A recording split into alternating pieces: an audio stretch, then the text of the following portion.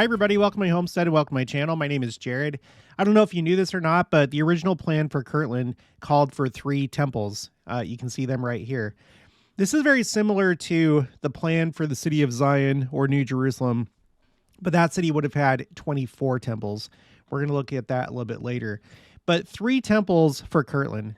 Now, recently, I went to Kirtland, Ohio for the eclipse, and here's a really cool picture taken by Floyd Gowan of the moment of the eclipse with the temple in the foreground. And it was a really good experience. And what I learned when I went there was that the dedication, the original dedication for the Kirtland temple still stands. It's not going to be rededicated. The current plan for the temple, at least for the next 15 years, is that it's going to continue to operate as like a historical site that anybody can come and visit free of charge. We don't know what's going to happen after that. And a lot of people like to, come with their opinions of what's going to happen. Some think that it's just going to remain like this forever, that, it's a historical site and it's going to always remain like that because now we have the type of temples that we have where we do the ordinances of salvation. They have celestial rooms, baptismal fonts, so on and so forth. And so there's no more need for the Kirtland temple. And I would argue that that's not the case. And I'm about to show you why. We are going to go over this article right here. It's called Education Moving Toward and Under the Law of Consecration. And this was an interview with Alvin R. Dyer. He was a counselor in the first presidency. And he talks about what these type of temples would be used for in the Millennium, right? So this is still the plan as far as I know for the New Jerusalem. And I believe that this plan is still in effect because of this temple right here, number 13. I've talked about this one quite a bit. We're going to review it again in this video. But essentially, I believe that the Kirtland temple is still a temple. Again, the dedication still stands. You don't need a temple recommend to go in there, although that could change in the future. And I think the Lord still has plans for this temple, not for initiatories and endowments and things like that, but for other purposes that we're going to read about in this article. Okay, so I think that this temple coming back into the church is probably more significant than what we realize. So before we get into it, I want to remind you, I've partnered with Trevor Stevens. He's one of my subscribers. He has this business called Forge, Build, and Design, and you can get 10% off of anything that you buy here using the code CHRISTIAN.HOMESTEAD10. And he does these wood carvings where under Christ, he has these 4 different designs that you can pick from. It looks like 3 of the Christus and then another one that's like a nativity scene. And he also does temples. And the one that I'm going to get is this one right here, the Kirtland, Ohio temple. And I'm really excited to get this one because I had such a special experience when I went there last month. Today's the 1st of May, so we are now in a new month. And but yeah, going to Kirtland was an incredible experience. So again, that's Christian Homestead 10. That's the code that you can use to get 10% off. I'll put a link for his website in the description box below. Okay, so again, it would have had 3 temples, and for all we know, this may still be the plan for the future, maybe millennial. And you may ask, well, what's the purpose? Why would there need to be 3 temples when the one that we already have, you can't use it for ordinance work? So why have 3 or 2 more temples? Well, let's first see what it says here. A 2nd of August, 1833 revelation then directed the presidents of the high priesthood to plan for town development in Kirtland.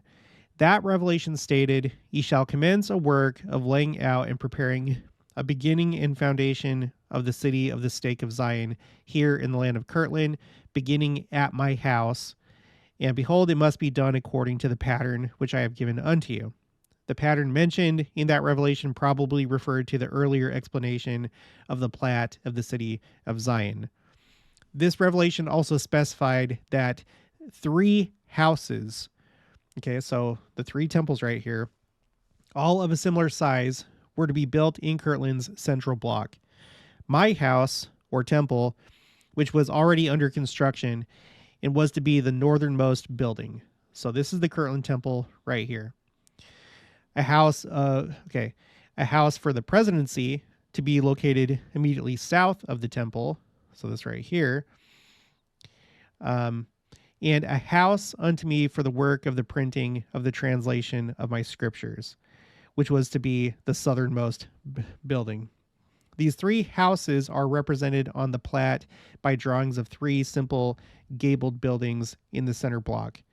That the houses specified in the 2nd of August revelation appear on the plat suggests that the plat was drawn sometime after the revelation was dictated. A comparison of the Kirtland plat and the plat of the city of Zion reveals several similarities and slight differences. Perhaps the most significant difference involves the three buildings in the Kirtland central block. The original pattern of the plat of the city of Zion, or New Jerusalem, called for 24 buildings, temples, and storehouses in its three central blocks. The general arrangement of the two cities, including the dimensions of the blocks and lots, is similar.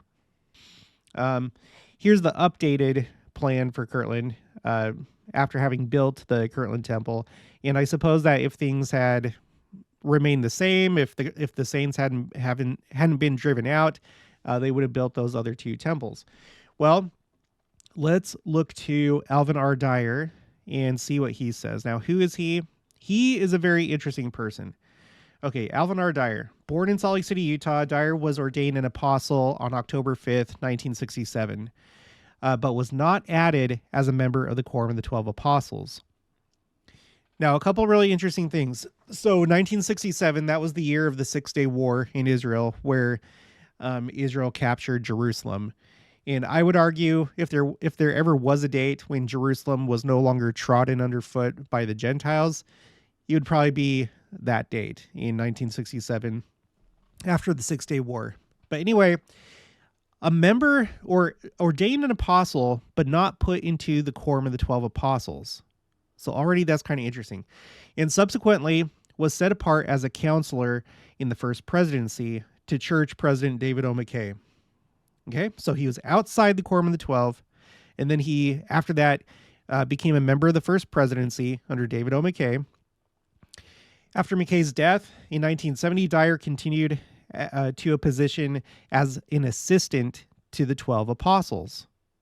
Okay, so an apostle who is an assistant to the 12 apostles, and later to the first Quorum of the 70 when it was reconstituted in 1976.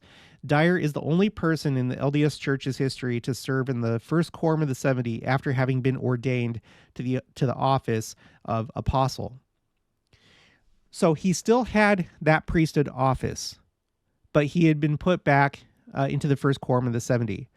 And it wasn't because of worthiness. It was because he had a very special and very specific mission. Let me give you an idea of what that was. So later on it says, aside from his business and church activities, Dyer was active in both the Missouri Historical Society and the Jackson County Historical Society. He authored a book on LDS church history in Missouri, The Refiner's Fire, Historical Highlights of Missouri. Now, if you go to the May 1977 Ensign, which was the General Conference issue, it had this entry toward the end called Elder Alvin R. Dyer Dies. And toward the end, this is kind of like an obituary. In 1967, Elder Dyer was ordained an apostle, although he was not a member of the Quorum of the 12. Subsequently, he was set apart as a counselor in the first presidency and said President Benson, quote, now listen to this, he had the blessing pronounced on him that he was to be a watchman over the consecrated lands in Missouri, end quote. So as far as I can tell, this was his mission, being in the first presidency, and why he was called to be an apostle, because he did some really interesting things in Missouri. Okay, continuing. President Benson said that in discharging this responsibility, Elder Dyer was instrumental in recommending the construction of a visitor center at Independence. Quote, today, it is one of our most influential centers, end quote. Now, you guys, I don't mean to beat a dead horse, but we're going to have to do it again. There's always new people that join this channel. There are people in the church that think, okay, the day is going to come where eventually there's going to be an announcement in General Conference that we're going to build a temple in Missouri. Number one, not knowing that there's going to be 24 temples, but secondly, thinking that there's not already a temple there in Independence, Missouri. Let me tell you what I mean. This is in an article by the Interpreter Foundation called The Past and Future of the Temple Law in Independence, Jackson County, Missouri. The Church of Jesus Christ of Latter-day Saints Visitor Center. The property purchased by the Church of Jesus Christ of Latter-day Saints in 1904 remained undeveloped until 1968. After two different attempts by over the years by the City of Independence / Board of Education to purchase the property from the church, and concerned about the reality of eminent domain by the City of Independence, which is where the government can just take your land forcibly, the church made an announcement in December 1967 for the present Visitor Center. Plans were quickly developed and formally approved in April 1968. Okay, so by this point, Alvin R. Dyer was an apostle, right? The year before, in fact, just 6 months before this, he became an apostle. A groundbreaking ceremony was held the following August. Interestingly, in the development of those plans in early 1967 by church architect Emil Fetzer, and with input directly from Alvin R. Dyer and approval by President David O. McKay, the awareness of the Joseph Smith-inspired, expanded 24-temple complex prepared in early 1833 was definitely taken into consideration. So we are referring to, first they had, do I have it pulled up? This was the original plan, but then they revised it a few months later, and this was like the finalized plan for New Jerusalem. It was going to be a city of up to 20,000 people, and in the center you had 2 blocks for 24 temples. The ones on the west side would have been for the Melchizedek priesthood. The ones on the east side would have been for the Aaronic priesthood. If you go to this one and you go to page 2, it tells you the names of the temples. I guess they're like in groups of 3, and I made a spreadsheet so you could more easily read it. But you have these ones over here. So, for example, these 3 temples are called House of the Lord for the Deacons in Zion Helps in Government. These ones right here, these would have been like the primary temples, particularly number 11. And this is the one that would be on the temple lot. Like when you go to Independence, Missouri, you have that one church, the Church of Christ temple lot, that owns the land for this one, the first one that would have been built. And these 3 are called House of the Lord for the Presidency of the High and Most Holy Priesthood after the order of Melchizedek, which was after the order of the Son of God upon Mount Zion, city of the New Jerusalem.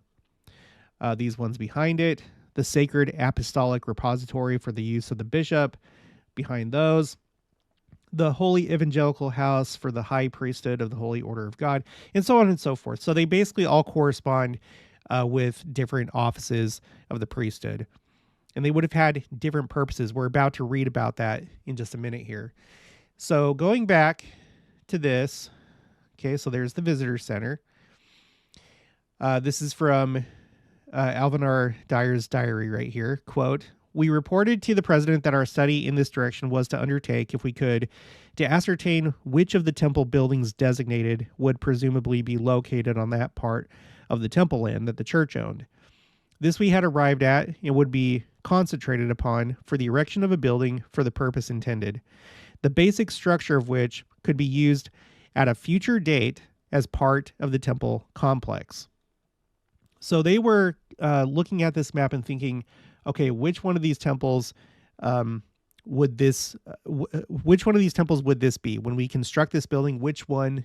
Where would it be located? And as far as I can tell, I think it's temple number 13, because the Church of Christ temple lot owns this one, and then you do have the street right here, modern day, and then across the street you have the Community of Christ that's over here with the spiral temple. But our area would be like right here to like the southeast, and so I believe it's either 13 or 16. It's probably 13 though. And by the way, when you read through this, you can go through the historical introduction and all that. And this was received by revelation. So this wasn't just like Joseph Smith or somebody else coming up with a plan like, okay, we need to make a city. What would be the best way? This was all given by revelation, including the temple. In fact, this is what the temple would have looked like right here, like the first temple, and all the temples would have looked like this, basically like the Kirtland temple. Let's see, did I highlight anything here? No, but it talks about the fact, this house for the presidency is to be built first in Zion. So this would be the first temple. It is to be 97 feet long and 61 feet wide within the walls and divided. And then it goes into all the details, but it's all given by revelation, the dimensions of the temple, just like the Kirtland temple. You can go to page 2. Here's like the inside. And you can see like you have the area for the pulpits, just like the Kirtland temple, these right here. So it would have been pretty similar, if not identical. Here's the front, looks like the Kirtland temple. So that's what these temples would have looked like. If you have some image of what the temple of the New Jerusalem would look like, this is it. Unless something changes, which I don't think that that's going to be the case because this was already given by revelation. This is it right here. 24 of these on 2 blocks, just like this. Okay. And then again, I remind you, Kirtland would have been similar. It wouldn't have had 24, but it would have had these 3. And they successfully constructed this one. Okay, so continuing, let's go back to the interpreter foundation. The proposed structure would be 2 stories high with a floor dimension of 61 feet by 87 feet, which dimension is the same as revealed to the prophet Joseph as the size of the complex buildings. So this is a temple in waiting, and there's going to be more at some point. But you can imagine it wouldn't be too hard at any given time for the church to announce that it's going to renovate this building and turn it into a temple.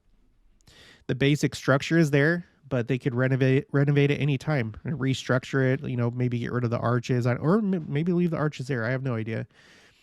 But it's astounding that this is one of the temples of the New Jerusalem. It's not just a visitor center. And when they dedicated this, there was a rain event where the rain was kind of held back. It didn't rain until they were done dedicating it. It was Joseph Fielding Smith that dedicated it. And as soon as he was done, then the rain started. So this is significant. Okay. So let's see. Let's get back. So we're done reading that. Let's get back to this right here, talking about Alvin R. Dyer. Education, moving toward and under the law of consecration. So think about this. Let's think about the Kirtland temple and how you have like these 2 cities, New Jerusalem and Kirtland, that would have had a complex of temples. And by the way, modern day Salt Lake City kind of has that almost, sort of. We have the temple, which interestingly is in the same spot where the primary temple would be if you were to like use the plans from New Jerusalem and apply them to Salt Lake City. Here you have the primary temple on the western block, centered right here on the east side of the block. And then you have a complex of all these different buildings. They're not temples. You have the tabernacle, the assembly hall, Joseph Smith Memorial Building, administration center, and so on and so forth. So it's kind of similar. And I think that this is kind of the idea for New Jerusalem, that you'd have different buildings for different purposes, like an administration building for the first presidency and the apostles, for example. You have the Relief Society building and so on and so forth. Something similar. When you look at Salt Lake was initially designed to be the same. Not with like 24 temples, but the way that the roads are laid out, they were attempting to use that original plan and kind of like apply it to Salt Lake. But for practical purposes, it had to kind of like change. But that's why Salt Lake is so like in this like grid pattern, because the original inspiration would have been cities like Kirtland, Ohio, and more particularly New Jerusalem. Okay. All right. So as we think about the future of the Kirtland Temple, I think that those other 2 temples will probably be constructed. And I think that many cities around the world, as the church expands, we're probably going to have 2 types of temples, I think. I think we're going to have the temples that we have right now that are for ordinance work. But I think that we're going to have these like administrative and educational temples that are used for other purposes. I think that there will be many Kirtland type temples throughout the world. That's not doctrine, but I think that is how it's going to be. Because you know what? The original plan was if you filled up this city up to 20,000 people, that would be it. And then you'd go and build another city after the same pattern. What's not clear is if it would have 24 temples, but I think that it would be something like Kirtland, like maybe another city would just need like 3 or maybe 12 or something like that. So let's read what some of these temples would actually be used for, according to President Alvin R. Dyer. Question: what are some of the basic problems that need to be solved to improve the effectiveness of teaching religion to the members of the church? Now, I think this might be in the context of like institute and seminary. This is on byustudies.byu.edu. I'm not sure, but anyway, just keep that in mind. So, teaching religion to the members of the church. Answer: this problem has been a deep concern of mine for a long time, and I know it has all of the brethren. In order for us to more effectively teach the gospel to the members of the church, we must first go to the home or the family, which is interesting when you think about the implementation of "Come Follow Me" in recent years. Where the gospel is effectively taught to children in the home, it serves as a background for all spiritual education. Children from active homes more readily accept the teachings that come in seminaries, institutes, and other auxiliary classes. This suggests, I believe, the need for greater stability in our LDS homes. Here's a statistic that is very alarming. It reports that for every 100 fathers in the church who normally preside over their own families by virtue of the priesthood and in accordance with gospel law, there are only 43% of them who hold the Melchizedek priesthood. In other words, 57 out of 100 either hold no priesthood or are senior Aaronic priesthood holders. In addition, at least a third of the 43 Melchizedek priesthood holders are inactive. This gives a realistic picture of lack of stability gospel-wise in the families of the church. In section 93 of the Doctrine and Covenants, the Lord instructed the brethren that the first thing to be done was to put their own homes in order, in that if this were done, the power of evil would have no hold over the family.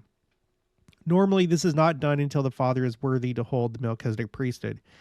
This condition leads to the conclusion that there needs to be a concentration throughout the church on getting these men who hold no priesthood or who are senior Aaronic ordained to the Melchizedek priesthood, so they can worthily take their place at the head of their families.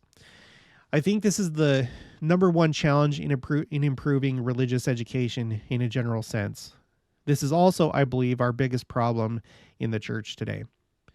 Question: how might the role of the educator fit into the church program as the time is approached when the saints will live the law of consecration?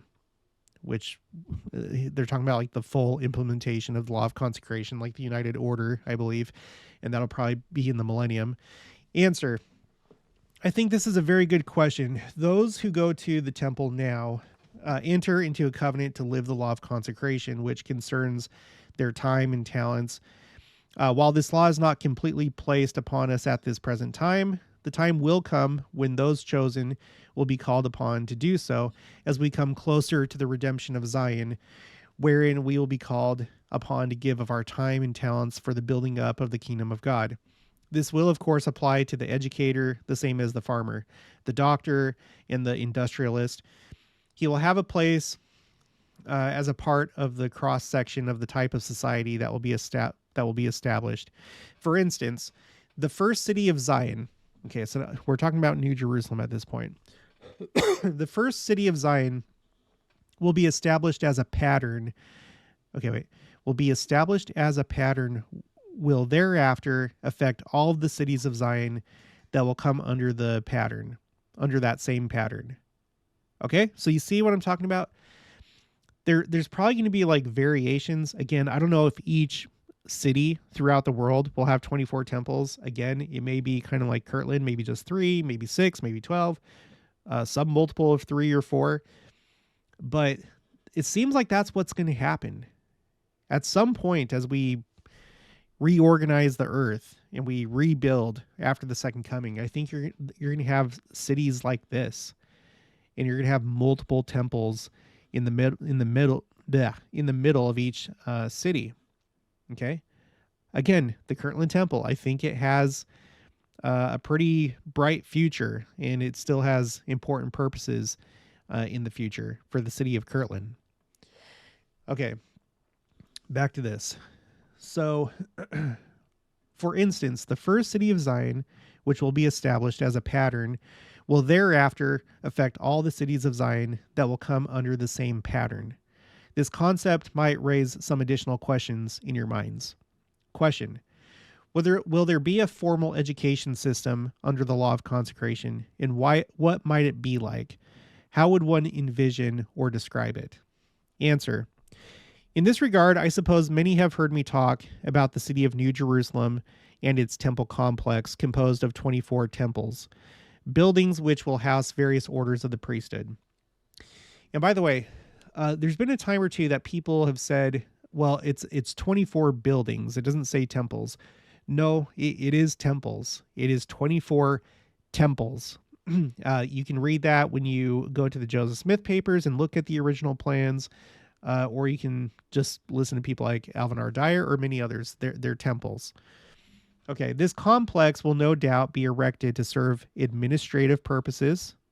Okay, so this would be one purpose for these type of temples, whether it's New Jerusalem, Kirtland, or whatever city you live in the Millennium, in the governing of the earth during the period of the Millennium. I mean, just think about our cities right now. We have city halls, right? It seems like in the Millennium, where you have these cities that are primarily made up of LDS people, the city hall would now become a temple. I think that's what he's saying here, the governing of the earth. It is to be noted that in the Plat plan that was submitted by Oliver Cowdery and Frederick G. Williams under the direction of the prophet Joseph Smith concerning the city of Zion, there were no separate school buildings. Okay, so we just talked about administrative purposes and I think government purposes, and now we're talking about education. No separate school buildings. Let's take a look. You come over here, and yep, there are no schools. All these plots of land right here, I can't remember how many acres. I think it's like everybody would have, I already forgot. I think like 10 acres or 5 acres or something like that. These are all houses. This is all residential, just strictly housing. There are no other buildings. You just have houses, and then in the middle of the city, you have temples, and that is it. Okay. And you guys, we don't have all the answers. Maybe, once this becomes a real thing, maybe you'd have stores and stuff like that outside of each city. Maybe there'd be like a ring of stores and office buildings and whatever. Who knows? We don't know yet. We don't know that yet. But anyway, he says there were no separate school buildings. This means, and it is suggested to you by other writings, that the schools will be in the temples. The schools will be in the temples. We've got to get rid of this idea, you guys, that temples are just for ordinance work. That's not the case. We don't really have any of these type of temples today. Well, I mean, now we have the Kirtland Temple, and in the early temple, excuse me, in the early temples like the Salt Lake Temple, and I think probably the St. George Temple and others, they do have these assembly rooms like this right here, where you have special priesthood meetings and special meetings, I guess. So we do kind of have some of the functionality of the Kirtland Temple in these assembly halls in some of our temples, but it's just like a handful.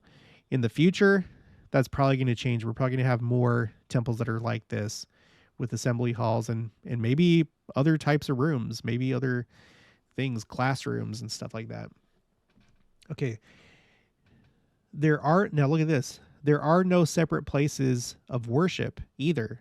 So the temple becomes the house of worship, the school, and the temple. Worship, school, temple, and then he mentioned earlier administrative purposes and governing the earth. This is the facility through which the teacher will function in teaching the principles of the gospel, and also such things as will need to be taught during the period of the millennium. There will also be a vast broadcasting system. Now, this is really interesting. I don't know if he maybe saw this through vision or if David O. McKay did, but now we have, we do have vast broadcasting systems, like we have satellite, but we also have the internet. So think of them like looking into the future and not really understanding the internet. They may have called it like a broadcasting system, which I guess it kind of is. When you have your smartphones and you receive those wireless signals. So I guess that could be classified as like broadcast. Now there will be a vast broadcasting system.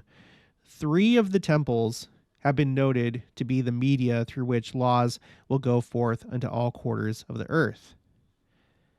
Now, I don't know where he finds that. I don't think it's in these documents right here. I'm pretty sure I would have seen that. So it may be like somewhere else in somebody's journal, somewhere else on the josephsmithpapers.org website. But 3 of these temples for New Jerusalem, and I don't know which 3, would be for that. The media through which the laws will go forth into all quarters of the earth. So I don't know.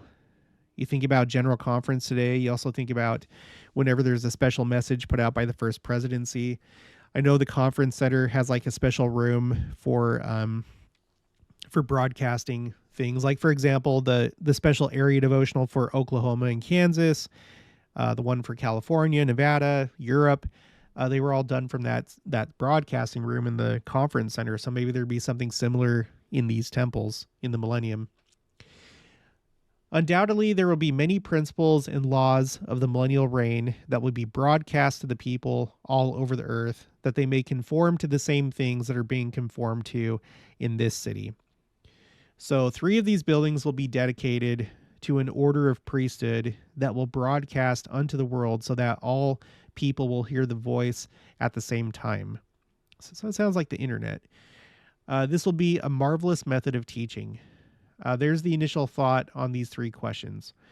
Question: since the temple is going to be used for both a school and a worship center, and other places of education are apparently not envisioned in this plan, is it likely that in the city of Zion, a good deal of the teaching will be done right in the home, as some modern educators are now suggesting? So homeschooling. Okay, so those of you that are all about homeschooling, and we tried homeschooling in my family. We did it for a year, but then we just decided it's not for us. I think it's great if you do it. I think you have to decide what's right for your family. But anyway, homeschooling. Okay. Will there be a teaching function over some instruments that could tune into these broadcast centers? Will the home become a place where the child will learn? Some educators even now are beginning to say the school as a building is really becoming outmoded, and we are going to be able to let the children learn most of what he needs to know right at home. What are your thoughts on these concepts? Okay, so what are your thoughts on homeschooling, President Dyer? Answer: I think that during the millennium, we will evolve to that situation. I think that by the end of the millennium, for those who will occupy the celestial kingdom, the home will be the only media of teaching children.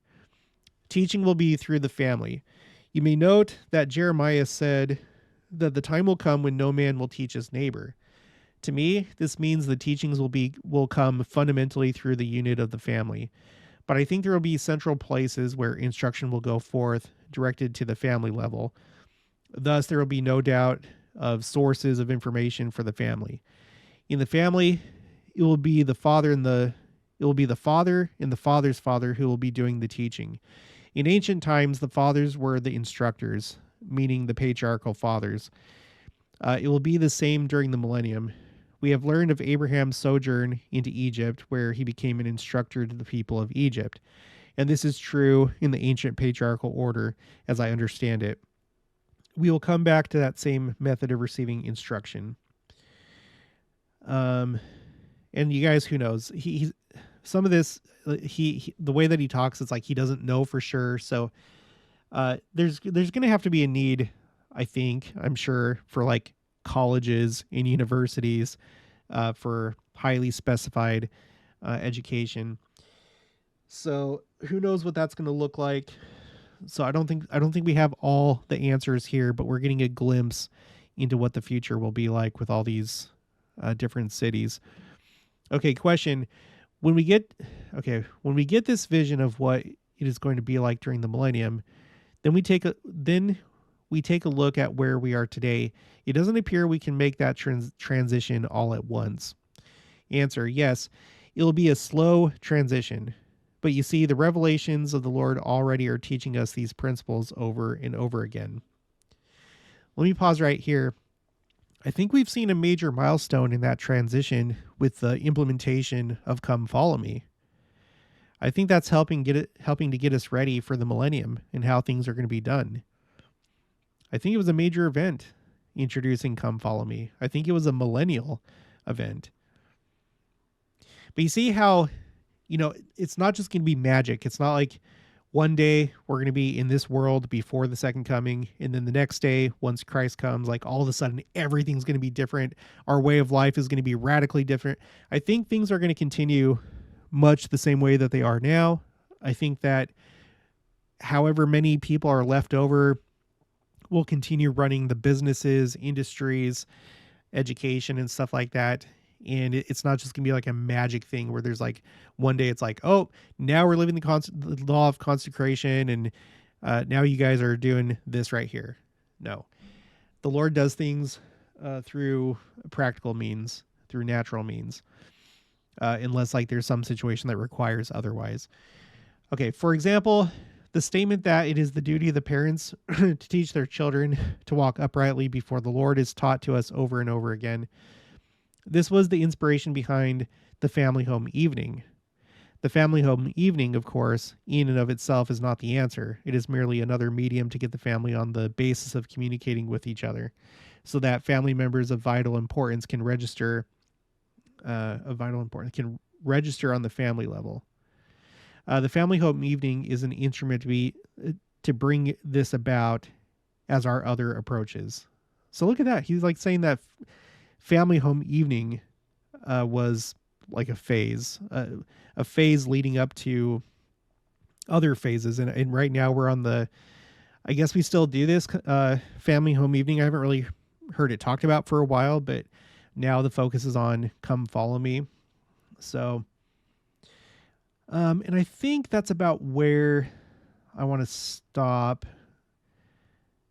because at this point he goes on to like other stuff, mostly about like education and stuff like that. And the purpose of my video is just to point you to the fact that the Kirtland Temple, I think, has a future, and not a future simply as a historical monument. I think that it's going to be one of these type of temples that we're reading about. Maybe it'll be an education center. Maybe it'll be for worship. Whenever Kirtland is in the millennium, I'm sure the city of Kirtland will be restructured, and maybe it's going to match this original plan where the city is laid out like this. And, who knows? Maybe it's going to be the building that's used for that stake. It's going to be like the stake center, like the temple stake center.